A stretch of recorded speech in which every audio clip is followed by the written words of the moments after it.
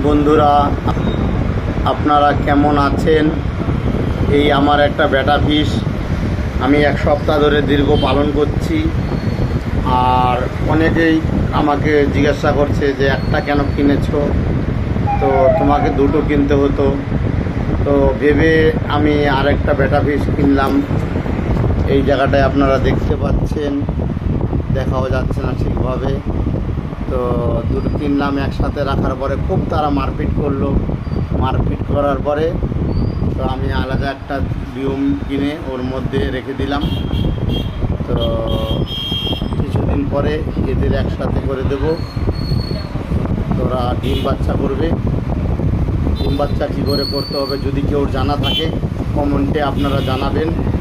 ভালো থাকবেন, সুস্থ থাকবেন। আর যাদের মাছ আছে তারা মাছের ভিডিও আপলোড করবেন আমার চ্যানেলে।